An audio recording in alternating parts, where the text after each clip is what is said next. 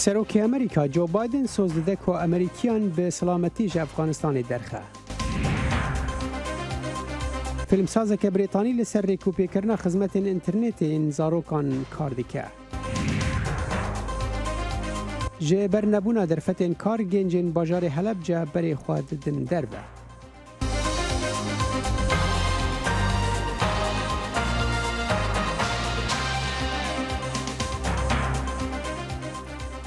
جه دنگ امریکا ل واشنطن پایتخت سلاو و رزمن صالح دمی جرج بو بینرن هجا ایرو سه شمه 24 تباغ سال 2021 هانه ام برنامه کرد کنشین جوارا پیشکش دیکن. هر وهلای من شوال جان دیلان ایدمتان خوش.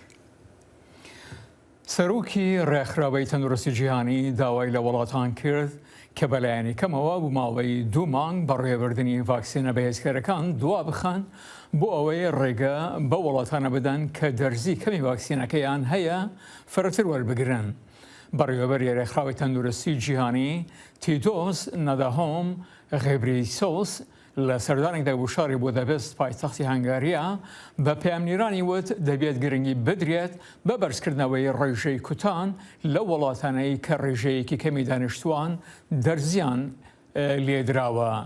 تیدروس هروها گمان خست سرو پرسیاری کرد که آیا لیدان بهزکارکان به هیچ شویک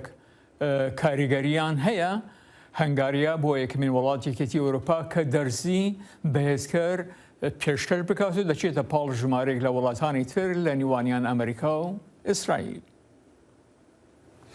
اف بو چند روزن گرجین لشکری لباکور رجلات سوریه درکتنه پشتی چند ایریشن به فروکن بفروک وان کود انجام دا 10 کس هاتن کشتن و 24 کسان جیانا بریندار بون. ریوبریا خواسر و هزن سوریه دموکرات ترکیه تاون بار دکن وان دخویانی که نویسکی ده جواکا ناونتوی و امریکا خواست که ریل پیش ایریشن ترکیه بگیرن. جبو شیروکرنا و مجارین ها پیفدار مجلس لشکریا باجار من بجه شروان درویش بر یا سکایپ جه سوریه بمرایه دم باش که شروان هون بلند بونا وان گرجیان ودگرینن چه؟ انها هر کس دانه دما کویدی ما داعش بدره تیک برید و منطقه دید من برای خسر دا ملت خبری خستن دکه جوی دمیدا ایرشین ترکه نسکی نب حموشی وازان حمو رنگ ایرش هاتن بکارانین وان دمی داویده او هم ایرشین پروکین شهر جهنا برای پشتیر دگار کردن من جهات نبکارانین ناف خواهی هاتن نکبت ناچی بکن لسر خطا جبهه روزانه حتی نها تو باران هیا لید و دمی داویده پروکین به اوی درون ایدیتینا بکارانین است که فرهش خاصه که برای جنک جارا هنک نقطه هدف هاتم نگرتن وقت حالنجش خانه که چالکوان جن هاتم نهدف گرتن دوی دمی داویدن که عربیین لشگری نقطه این لشگری هنک هاتن بکرن هم جه سیفیل جهاتن تو بگرن هنک عربی سیفیل جهاتن هدف گرتن و رجل کوبانی ابو یرد کتا پیش ام کارن بیجن هدف دولت ترکیه که آلوزی هین کورتر بکه روش شر هر تم حاضر بیش بک اف ملت اف گلا نکار بیت نوسا جیانا خیا آسایی در باس بکه پشتی او قصال شر او قص آلوزی او قص زحمتین کد دست داعش اکشان پشتی ردگار قبلنا في ملتي دست داعش انا ها ادي قفن دولت ترك باشا كي شرفان ببوره عيني كاسك باشا يعني هون دبيجن تركيا افكرنا هون يعني بشتراشن سديسات كوب تركيا اف ايرشانا كرنا يعني هون جبر كو ايرش تركيا دكاره بك هون دبيجن وي اف ايرش كرنا يانجي و وقت برماين وان بومبكرنان يعني وان ايرشان وباواكي دوكيومنت كريا ديتيا كو تركيا او ايرش كرنا ناكت اف دفع آسته دا بفيرنگی ایرش ایوا ایرشانش خیلی ترکی منطقه دکت کار بکیتنه او امکان جی دست کسی کتنه بکه و او کسی که جسارت بکن کار بن تبی کو هیدن امریکی هنه هیدن روسی هنه اف منطقه بن گارانتیا اف هیدانات هنه اتفاقی لشگری پیش کتنه ایک کان به اتفاقیانا بن پیوی که خواه کارم و بکری بیجم دولت ترک جبیدنگی امریکا و جبیدنگی روسیه هم بر و ایرشانه او در فتره ده کوهین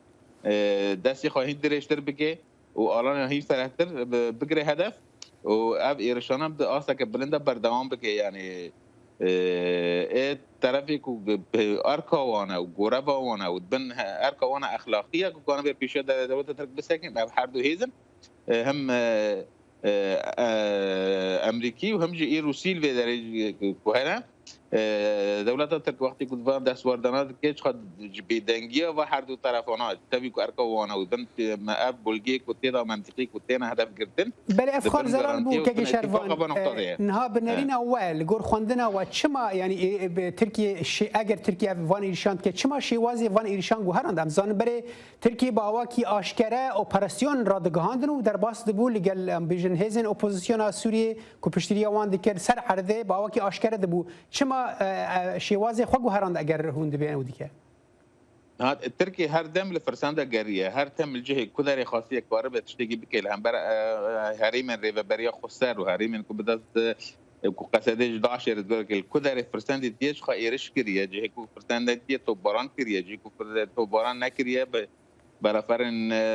درون بقرانيه شخ حموش يوازي من دولتها الترك خاصيه دون منطقه الوزيها بلكن ها روشاويه مساعد نبك كان بيرشك برفرابك او فرساندانا هاتيه داني جيره لأولاد جارك وفي فرستاندي شبكة أب إيرشي كوسطة شيء منجي خاملتي منطقة وذي منطقة حمود خبن أرضية جراند بن تهديدين جراندا أب كريار دولة تركيا هدف جيك وأرضي المنطقة ده هين قلت له روش عملتين زحمة تربكة يا دي ترجي بركي كان بدري فايرشان را فرسنده که ببینه کار به ایرشی هنک منطقه تربیه آنجی کار به هنک منطقه دا پیش بکه باشه یک شروان یعنی هیز سوریه دموکرات راگاندن که او بیدنگ نمینن اگر ترکیه جاره کدن ایرش بکه یعنی اگر او ایرش جاره کدن ورن پیکانن و دمه و او هون بیدنگ نمینن برسوا او بو چه به او کی تون لشکری به و چه به یعنی هون چه واخا آمدت کنج بو برسفدانه کد درباره ده انها اب منطقه وصل دويده بن زحمتي برجرانا دربس بيه وزحمتي رحموده سركفي دربس بيه باوريا ما اراده ملتي ما اراده قال ما هي اب يكبونا كنا برا قصده هذين قصده وبي ملتي بكرجلات الشريده اب جارانتيه كو فيرشنا بين بكفن ايش خا حركه زانه ام وك هذين لشجري ارماجه كما كان يكي فورستنا ملتي ما فورستنا اخامه وام تجاري ايرجيتي كاسي ناكن وام خطر انترت كاسي ومن خادم ایرش وسا پیش بکنم روش شرجی پیش بکنم برکو آرمانجا ما اول کم کانم وی ملتی ساغلم بگینن حتی کو چارسریه که سیاسی گشتی روش سری وارد دیدن هم خادم ملتی ما ساغلم بگینه و داره لی حرکت گرک زانبه ما فهمه و خواب پاراستنه هی هم تنه خاد پاریزن اگر کو ایرش در مرا من حقیقه می ما فهمه طبیعیه دوغاره که هم کار منو مافیا خواهی برسیف داینه بکار بینن لوی درجه اول گور خواندن روشیل که داره بخواستن والكيان آسته بخواستن شخوات هذين لشجري دريارة معوى وعمل ملتي خاب باريزن. بله. كذا شرفان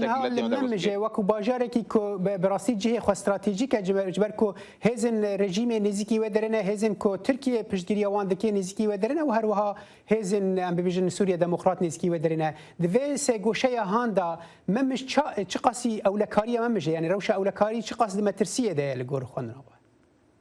نعم من بجای 5 سال بون من بجرد گاربیه دوا 5 سال دا هر تم راستی هولدان ایرشاهاتیه روزانه توپارن سر خط جبهه هنا روزانه ملت امام جدنگی توپان دی بیسه ج 5 سال ورده حتی داوی جهنا گرانتر دبیه و دمی داوی دا اوجی زیاده تربیه لی امکارن بیجن من بج ملت و بیگهاتین و دوا 5 سال دا تبی هولدان هم عالی رژیم ده هم هولدان ترکی و چتین و ملت امامجه و ریوبری امامجه کار و روشک اولا و روش امامجه البرچاوه باجار دقاتی مزن بویه جهه که هری مزن جبو کار بویه جهه که هری مزن جبو کو ملت جلد کار به خواب که بازرگانی پیشه صناعت پیشه هر اوید امامجه گاوی پر مزن آویتنه و بویه نمونه یک کان به ملت پیتین امامجه عرب و کرد و ترکمان و چرکز پیکتب هفدر ریوبری خود چی کرنه تبی هولدان دولت ترک وهولدان الرجيم يكون هناك بتناين نوبادر ملت درتخن ملت ما بجفيد ميدان اولاد افكار بيجن والبرخود دي بله پیودار مجلس لشکری باجار من بجه شروان درویش تج باجار من بجه مراوی گلک سپاسی بودماته نوێترین هەواڵ و زانیاری خێرایی و متمانە لە فەیسبووکی دەنگی ئەمریکا. بەڕێوەرەتی بایدن بەڵێن دەدات هەموو ئەو ئەمریکایانەی کە دەیانەوێت ئەفغانستان بەجێبهێڵێن بە ئاسایش و ئامان بیانگوازێتەوە تەنانەت لە کاتێکدا بارودۆخی فڕۆکەخانەی کابڵ گرشر دەبێت. گواستنەوەکان بۆ ئەمریکایەکان و ئەو ئەفغانیانەی کە یارمەتی سوپای ئەمریکان داوە بەردەوامە و ئەمریکاش بە هێڵەکانی ئاسمانی بازرگانی فەرمانی داوە کە یارمەتی بدەن. ئەمە ڕۆژێکی ترە لە هەوڵە بە پەلەونا هەمواریەکان بۆ دەرهێنانی ئەمریکایەکان و هاوپەیمان ئەفغانیەکانیان لە کاتێکدا سەربازەکان یارمەتی خانەوادەکان دەدەن بۆ سواربوونی فڕۆکەیەکی سەربازی لە ڕێڕەوی دانیشتنەوەی فڕۆکەدا لە فڕۆکەخانەیەکدا لە کابۆل. بەڕێوەبەرەتی بایدن دەڵێت ئەوەی پێویست بیت ئەنجامی دەدەن لە نێوانیان فەرماندان بە هێڵەکانی ئاسمانی بازرگانی بۆ یارمەتیدان لە گواستنەوەی هاوڵاتیان لە ناوچەکەدا پاشەوەی ئەو کەسانەی کابڵ بەجێدێڵن. هاوکات لە واشنگتن سەرۆکۆمار پابەندبوونی وڵاتەکە بۆ ئەمریکایەکان و هاوپەیمان ئەفغانیەکانی دووبات کردەوە کە هێشتا لە ئەفغانستاندان. هەر ئەمریکاییەک بێوێت بگەڕێتەوە بۆ وڵات دەیانگەێنینەوە وڵات هەروەها ئێمە هاوڵاتیانی هاوپەیمانی ناتۆشمان گواستوتەوە. سەربازانی ئەڵمانی لە کاتی شەودا خۆیان ئامادە دەکرد بۆ خاڵیکردنی دوو هەلیکۆپتەر لە فڕۆکەخانەیەکدا لە کابڵ ئەرکی ئەوان بەشەکە لە هەوڵێکی گەورەتری نێونەتەوەیی بۆ چۆڵکردنی ناوچەی دەوروبەری پایتەختی ئەفغانستان. بەڵام سێناتۆری کۆماریەکان و جەنگاوەری دیارین جۆنی ئێرنست بە بەرنامەی ئەم هەفتەی ABC دەڵێت سەرۆک هێواش بوو بۆ کارکردن لەگەڵ هاوبەشەکانی ئەمریکا. لە ڕاستیدا ئالێرەدایە کە بەداخەوە سەرۆک بایدن تێکیدا بە هەر بڵێن بێگومان لەگەڵ کۆمەڵگای نێونەتەوەییمان و ئەم کشانەوە بێسەروبەرە ئەگەر ئێمە لەگەڵ ئەو هەوپەیمانانەمان و ئەو وڵاتە هاوبەشانەمان کارمان بکردایە ئەوە زۆر ئاسانتر دەبوو. وەزیری دەروێ وڵاتەگرتوەکان ئانتنی بلینکن لە ڕۆژی یەکشەممە بە فاکس نیوزی وت لەگەڵ ڕووداوەکانی ئەم دوای ئەفغانستانە کاتێکی بەهێز و هەست و بەسۆزە بۆ هاوپەیمانەکانمان. بە هەموو پیاوانەیەک کەشانەوەکە بە هیچ شێوەیەک ئاسان نەبوو لەگەڵەوەی کە سوپای ئەمریکا ڕادەگەینێت کە ژنێکی ئەفغانی کچێکی ساوای لەدایک بووە لەسەر فڕۆکەیەکی گواستنەوەی هاوڵاتیاندا بەرەو ئەڵمانیا. وەزیری بەرگەری ئەمریکا لیۆد ئاستن دەڵێت بایدن هیچ بژاردەی باشتی نەبوو بەڵام باشترین کاری کرد کە دەیتوانی بەو هەڵسەنگاندنە زانیاریانەی کە پێدراوە. سەرۆک گوێی لە قسە و بۆچوونەکانمان گرت و پرۆسەیەکی زۆر ورد و داڕێژراوی ئەنجامدا و بڕیاریدا. من پشتگیری ئەو بڕیاری دەکەم. بلینکن لە ڕۆژی شەمە بە بەرنامەی فیس دە نیشنی CBC وت بڕێوەبەرێتەکەی لە ماوەی 24 کاتژمێرە ڕابردوودا 8,000 کەسی گواستوەتەوە. بەڕێوەبەرێتەکە بەردەوامە لەوە توێژ لەگەڵ سەرکردەکانی تالیبانەکاندا بۆ پاراستنی دەربازبوونیکی ئارام و ئاسایش. بەڵامەوەی کێشەکان ئاڵۆزتر دەکات هەڕەشەی گروپێکی دەوڵەتی ئیسلامیە لە خودی ئەفغانستان کە سەرنج خستۆتە سەر تێکدانی چالاکیەکانی ئەمریکا لەو وڵاتەدا. gelek Efxanî ditirsin ku Talîban dê destkeftiyan jinav bibe bi taybetî destkeftiyên jinan di 20 salên borî de ji dema ku Amerîka derbasî Efxanistanê bûyî ve. Jinav wan jinan polîseke berê bi navê Xatîra Haşimî ku li parêzgeha Xeznî cotmeha borî rastî êrişekê bibû dema ku ji kar vedîgeriya mal. Polîseka berê Efxanî Xatîra Haşimî sala par li parêzgeha Xezniya li başûrê Kabulê demaha dehan de rastî êrişa Talîban hatiye dema ku ev ji kar vegeriya mal. Ev tenê dizane ku bavê wê ji Talîban xwestiye ku êrişê wê bikin. Êrişker porê wî kaş kirine û bi kêrê her du çavên wê derxistine. Di vê demê Haşimî du ciwanî bûye. Hem ew hem jî derbûşa wê ji êrişê xelas bûne. Bavê Haşimî nexwestiye ku ev bibe polîs. Piştî ku birînên wê baştir bûne ew û hevjîna wê reviyane Hindistanê û du zarokên xwe yên mezin li cem xewzerê xwe heştine. Piştî du mehan zarokên wan ya seyemîn li Hindistan hatiye dinê.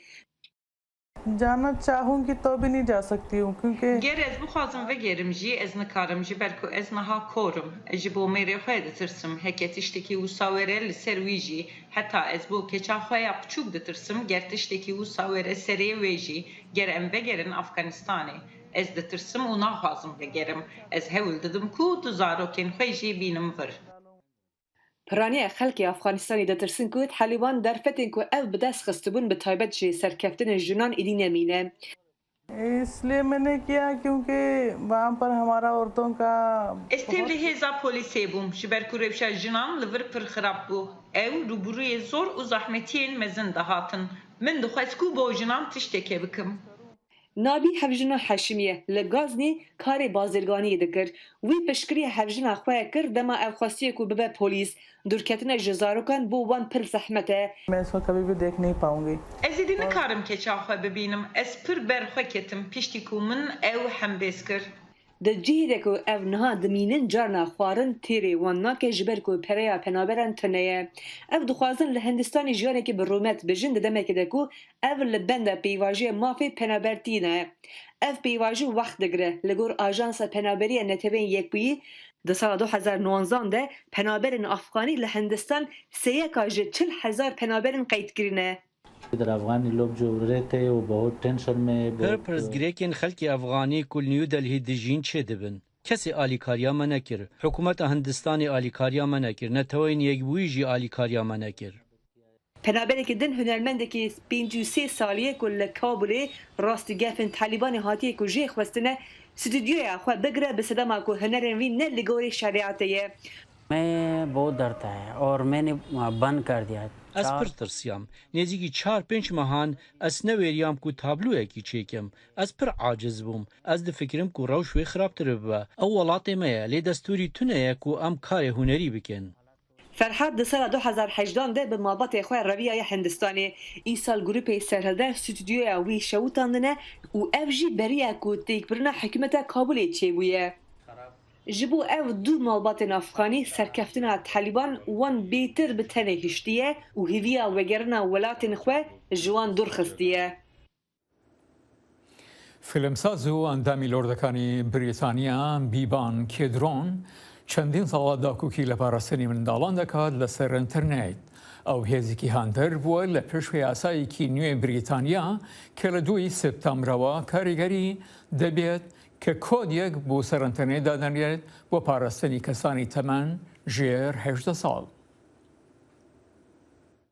خاتو بێبن کدرۆن فیلمساز و ئەندامی ئەنجومەنی لۆردان لە پەرلەمانی بەریتانی دەڵێت هەستێکی قوڵم هەبوو کاتێک فیلمی ئەنریل لایفی لە ساڵی 2013 بەرهەم دەهێنا ئەوەی فیلمێکی دۆکمنتاریە سەبارەتە بە کاریگەری ئینتەرنێت لەسەر منداڵان. لەگەڵ چەند کەسێکە دوام ئەوانەی هەستیان دەکرد کە ئەندامانی دامەزرێنەری ئینتەرنێتی جیهانی دیجیتال بوون ئەو کەسانە سەربەرز بوون بەو ڕاستیەی کە ڕوانگەکانیان بە مەبەستی مامەڵەکردنی یەکسان بوو لەگەڵ هەموو بەکارهێنەرانی دەشڵێت من ئەو کاتە تێگەیشتم کە ئەگەر مامەڵە بە یەکسانی لەگەڵ هەموو بەکارهێنەرانی بکەیت تۆ سەر و سەودا لەگەڵ منداڵێک وە کەسانی گەورەوا بن دەکەیت ئەوەی لە نێوان منداڵاندا بەدیم دەکرد ئەوە بوو کە لە ڕاستیدا ئەوان ناتوانن سەر و سەودا لەگەڵ جیهانی کەسانی گەورەدا بکەن و لە زۆرێک لە کەساندا ئەوە جۆرێک لە واتای پۆرنۆ و توندوتیژی دەخولقێنێت بەڵام لە ڕاستیدا مەسەلەکە زۆر لەوە قوڵتر و دژمنکاری و هەواڵی درۆ و هەروەها ڕێکلامکردنی منداڵێتی و بەکاڵاکردن لە خۆ دەگرێت. ئەوەی پێی دەگوترێت کۆدی داڕێژراوی گونجاو بە گوێرەی تەمەن 15 پێوەر لە خۆ دەگرێت کە بە مەبەستی دڵنیابوونە لەوەی باشترین بەرژەوەندەکانی منداڵان بنەماڕە چاوکراوەکانە لە دیزاینکردنی خزمەت گوزاریەکانی ئۆنلاین ئەمە یەکەم یاسای لەو جۆرەیە لەبەر ئەوەی ئینتەرنێت جیهانیە هەر بۆیە بەشی تەکنەلۆژیا لە ئێستادا سەر و سەودا بۆ ماوەی کۆتایی هاتن بۆ 1 ساڵ لەگەڵیدا دەکات بیبی کدرۆن پێشبینی دەکات کە ئێمە تەنها لە سەرەتای چاکسازیکردن داین و پێشبینی کاری زیاتریش لە خزمەت گوزاریەکانی ئۆنلاین دەکات لە ماوەی چەند هەفتەی داهاتوودا. کاتێک مامەڵە لەگەڵ منداڵێکدا دەکەی دەبێ بەو پەڕی ئاستی نەهێنیەوە سەر و سەودایان لەگەڵ بکەیت و هەروەها بەڕێزەوە بۆ نمونە نابێت تۆ شوێنی تەواوی منداڵەکە ئاشکرا بکەیت چونکە ئەوە بۆ منداڵەکە دەبێتە مایەی مەترسی.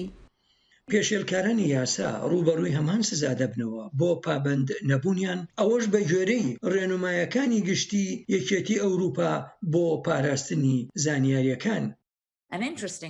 باشترین شتی سەرنجڕاکێش پێشکەشی بکەیت ئەو شوێنەیە کە منداڵان بواری داهێنانیان تێدا هەبێ کە تێدا یاری بکەن و فێر بن و هەروەها تێکەڵ بە کۆمەڵگە ببن لە ئیستادا هیچ شتێک سەبارەت بە فەیسبوک نییە ئەمەش هاوکاتی دانپێنان بەو پێشکەوتنانەیە منداڵان بەدەستی دێنن. خاتوو بیبن کدرۆن دژی پلانی فەیسبوک ڕاوەستا بۆ دەستکردنی بە ئینستاگرام بۆ منداڵانی تەمەنجێر 13 ساڵان کە ڕێکلامکردن لە خۆ نەگرێت. پلانی فەیسبوکی ئاماژەپێکرا و لەلایەن داواکارانی گشتی 44 ستانی ئەمریکاوە ڕەتکرایەوە. خاتوو بیبن کدرۆن هەوڵێکی چڕی گوشارکردنی یەکخستووی لە سیلیکۆن ڤالی و لە واشنگتن دی سی دا و داکۆچیکردنیش لە ڕێی دامەزراوەی فایڤ رایت کە خۆی دایمەزراند. لی ترکیه کاملای مافی مروان شاخ دیاربکر ده داخویانی که دا بالکشان سر بن پیکرن 6 مهانی مافی مروان ل رجلات ترکیه ل باجارین کردان جبلی کشتن و خواکشتنان راپورت هر وها بحثا دستریجین لدجی جنان دکه پامنه را مل دیاربکر زانیاری زیادتر هده.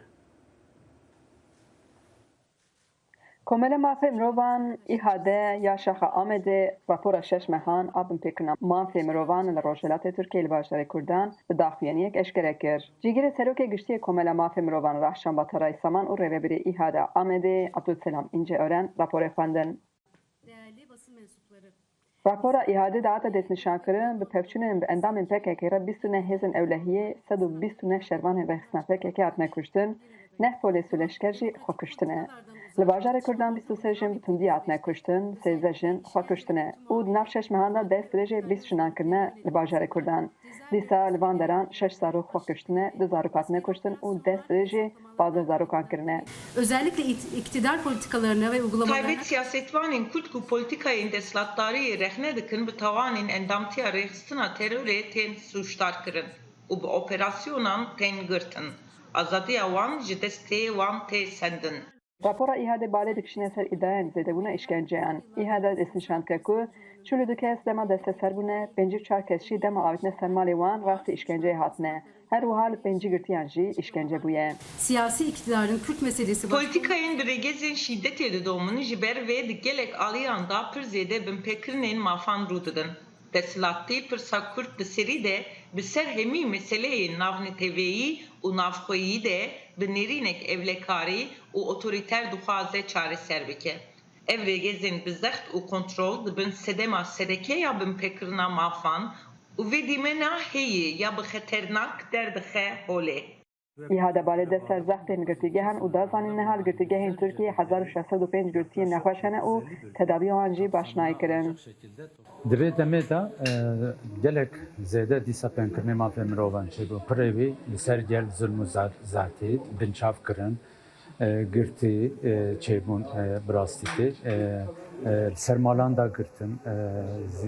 gelek însanan bi wan işkence hate kirinê. Dalê jinê da gerek li ser wan zulm û tadeyê mezin çêbûn ve binçav kirin çêbûn pirêvî li ser siyasetvanan bi rastî tê zehmetî mezin danekirinê. Mesele ana sistem û tevayî devlet bi polîtikayên otoriter dinêre. Ji ber wî ku em îro li mala hetan girtîgeha û hetan derva dinêrin her kes bi vê polîtikayê otoriter mafê wî tê binpêkirin. Sirgûn cezakirina girtiyan bi yasaya asnenkirina berdana girtiyan ku cezayê xwe temam kirine çalakiya birçîbûnê li hember tecrî da li ser Abdullah Öcalan û şertê xerabiya girtîgehan jî di nav raporta îhadê de cî girtiye. Xecican Farqîn, Deng Amerîka, Diyarbekir.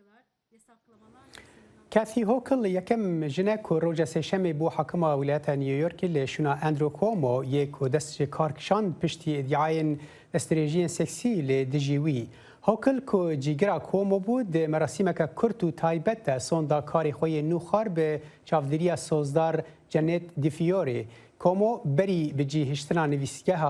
خواه دمجمیر 12 نیوی شوه پیام خویا خاطر خواستن پیشکش کرد وی بری 2 هفتهان را گهاند بو که اوی دست کار بکشینه و نخوازه بمینه و در باسی شرکی این پیشکرنه به. هەڵکەشان و زۆرتر بوونی بێکاری لە نێوگەنجانی وستانی هەڵەبجە وابەشێکی زۆریان ناچار کردووە بەرەو ئەوروپا سەر هەڵگرن لە نێو کەسانەی هەرێمی کوردستان بەجێ دێڵێن هەندێکان لە نیوان تورکیا و یوناندا بێسەر و شوێنن.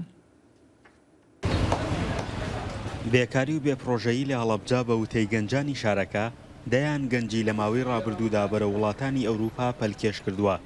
چەندین گەنجیش لە نێوان تورکیا و یۆناندا تا ئەم ساتە چارەنووسیان نادیارە. ئەوان بە نیگەرانیەوە دۆخی ژیانی خۆیان دەخەنە ڕوو. شارەکەی ئێمە غەرق بۆ لە بێکاری و بێکەسابەتی و لە ماوەی 4 مانگی ڕابردووە بە ئاماری